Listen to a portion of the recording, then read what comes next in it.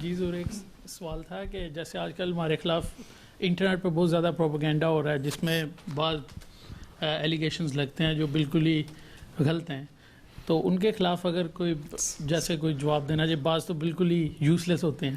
سوال ہے سارے غلطی ہوتے ہیں، باقی اعتراض کرنے والے تو اعتراض ہی کرنا ہے نا. تو اس کا کیا ہم جواب دے سکتے ہیں اگر لگے کہ ہم اس کے لائق ہیں، دے سکتے ہیں جواب؟ بات یہ ہے کہ کہاں آ رہی ہے، کس میں آ رہی ہے. مختلف قسم کی ویب سائٹ چل رہی ہیں نا آج کل. تو زیادہ تر تو یوٹیوب کا پلیٹ فارم یوز ہو رہا ہے. ٹھیک ہے، اس میں بعض فیس بک پہ بھی چلا رہے ہیں، اس لیے میں نے منع کر دیا تھا، لیکن الاسلام.org نے اپنی فیس بک بنا دی ہے نا، وہ بن گئی ہے. ان کو میں نے کہا تھا بنائیں، وہ بن گئی ہے. اس پہ تم نے جو جواب دینا دو، وہ اس کو دیکھیں گے اگر تمہارا جواب اس قابل ہے کہ نہیں تو خود دوبارہ جواب ڈال دیں گے. جی ایک جواب اگر دینا ہے تو پھر اس طرح دینا چاہیے جو ٹھوس سالڈ جواب ہو، جس کو تم منہ بند کر سکو. یہ نہیں کہ خود بھی بیٹھ جاؤ. بعض دفعہ یہاں علماء اور تکبیر چینل پہ ہمارے پاس جوش میں آ کے احمدی فون تو کر دیتے ہیں، لیکن آگے پھر مشکل پیدا ہوتی ہے ان کو جواب دینے میں. وہ تم تو نہیں تھے اس میں. اس کو پھر دقت پیدا ہوتی ہے. پھر بیچارے مطلب ہے کہ وہ ہوشیار مولوی ہیں، وہ اعتراض کرنے والے تو غلط طریقوں سے اعتراض کر جاتے ہیں. جی بالکل، بعض باتوں کو پتہ نہیں ہوتا. تو اس لیے کیونکہ ان کے اعتراض اتنے گھٹیا اور ذلیل قسم کے ہوتے ہیں کہ ہم اس تک پہنچ نہیں سکتے.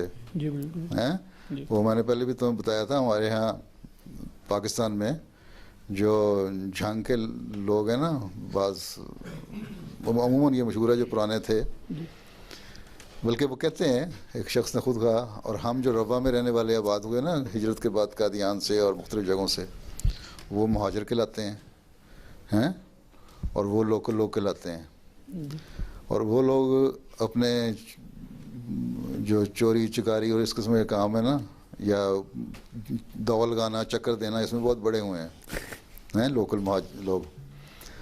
تو ایک آدمی آ کے کہنے لگا، میں نے خود سنا ہے کہ جہاں آپ ہمارے یہ اس قسم کے چکری قسم کے کام ہے نا، غلط قسم کے کام، اس میں جہاں آپ لوگ جو مہاجر ہیں ان کے عقل مند کی عقل ختم ہوتی ہے نا، وہاں سے ہمارے بیوقوف کی عقل شروع ہوتی ہے.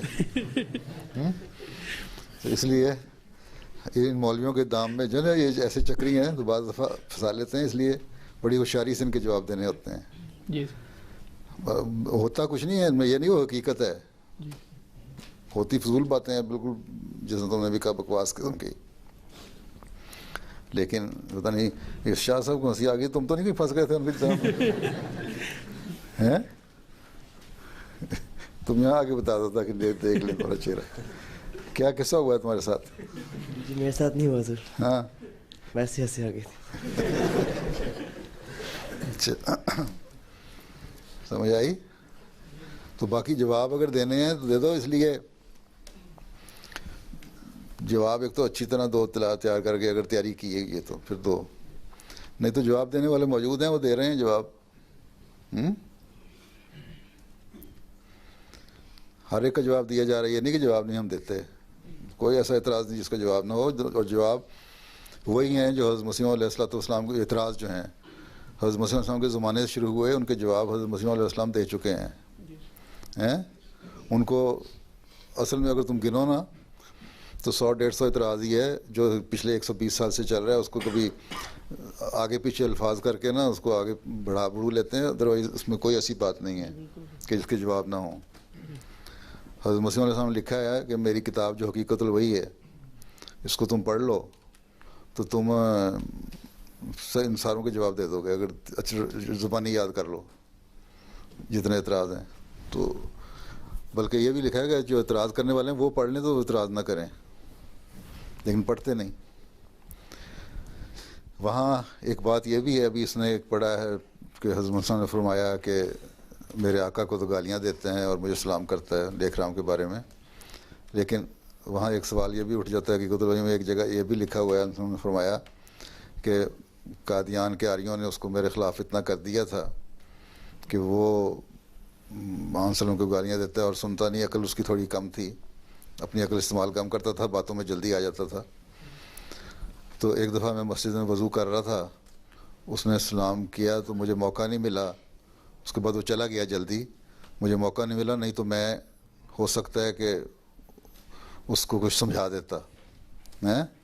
تو اس روایت کو اور اس روایت، یہ روایت حضرت صاحب اپنی لکھی ہوئی ہے بیان، وہ اور ہے، تو وہ ایک صحابی کی روایت چل رہی ہے، تو ہو سکتا ہے یہ خیال دل میں آیا ہو، لیکن اور وہ بات بھی صحیح ہے وہ صحابی کی کہ وہ بھی مسجد کا اور وضو کا واقعہ، یہ بھی وضو کا لکھا ہے وہ دونوں میں۔ وہاں صاحب جنہوں نے لکھا ہے حضرت عرفانی صاحب تھے شاید، انہوں نے جو لکھا ہے وہ اصل میں ظاہر یہ کرنا، وہ بیان فرمایا ہے کہ یہ ہم کا واقعہ کہ غیرت کتنی تھی، لیکن یہاں بھی غیرت کا ہی سوال ہے کہ میں اس کے دماغ ذرا ٹھکانے لگا دیتا اگر دلیل سے بات سننے کی کوشش کرتا، لیکن مجھے وقت نہیں ملا۔ تو اس میں اگر پڑھتے ہوئے تو میں یہاں تک پہنچا اور تمہیں خیال آیا کہ وہ روایت اور تھی، یہ روایت اور تھی، گھبرانے کی ضرورت نہیں۔ مقصد ایک جگہ اصلاح کا پہلو کو ظاہر کیا جا رہا ہے جو خود دل میں تھا، دوسرے غیرت کا پہلو ظاہر کیا جا رہا ہے جو صحابی کی روایت سے آ رہا ہے، اس لیے دونوں ٹھیک ہو سکتی ہیں باتیں، ہاں۔